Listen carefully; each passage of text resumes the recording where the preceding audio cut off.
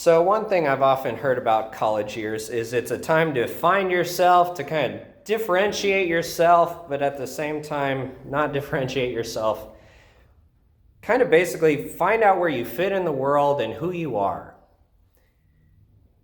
You had whatever experiences you had in the family you grew up in, and now you have these new experiences, at least somewhat removed from your family, and so things change. And that's good. We do need to kind of figure out ourselves as we go through life. But as we're trying to figure out ourselves, there's a lot of voices that are trying to speak into us who they think we are. There's traditionally four voices. There's the world, there's the self, there's the evil one, and then finally there's God. So as we're navigating through life, we're trying to listen to all of these voices and trying to make sense out of all of them. The unfortunate thing is there's like 3-to-1 voices that could be telling us something wrong. They could be lying about who we are. For instance, the world might be telling you, you're only valuable if you work enough. You're only valuable if you get the grade that you need to get on this exam or on this paper. Maybe in your own self, you have all sorts of negative self-talk that's saying, I'm not good enough, I'm not lovable, I have this or that flaw, I can't believe I did this or that. Maybe the evil one is trying to bring you down and planting those seeds and lies, saying that how could you be forgiven for the things you've done? You're a wretched, horrible, terrible thing. Hopefully, ideally, the voice that keeps consistently ringing out is the voice of Christ. At the end of today's gospel, he says, everyone who belongs to the truth listens to my voice. And we're celebrating this feast of Christ the King today.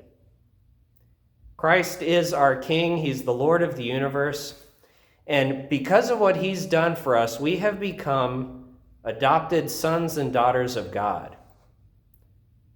The truth is, we are royalty. No matter what everybody else in the world tells us, no matter what you tell yourself, you're a child of God. And that makes a world of difference. Now, the problem is, as we go through life, it's, again, just so hard to listen to that one truth ring true through everything else. Think of Jesus in this scene. This is right before he's crucified, and Pilate's like, who the heck are you? And Jesus very clearly tells Pilate who he is. But remember, he's got the scribes and Pharisees saying he's a blasphemer. He's got his closest friends on earth have already scattered and said, maybe this really wasn't the Messiah because he's about to be ended. And yet in the midst of all that chaos, he is still able to say, I am a king, and this is the reason I'm in the world. As you try to navigate life and weed through the voices that are telling you so many things about who they think you are, who they think what they think your sexuality is, how valuable you are or not, I hope you can hold fast to that truth. You are a child of God, and Jesus is the King of the universe. If those things are true, then really, there's so much other stuff that doesn't matter. I know you're here for school, and that is important.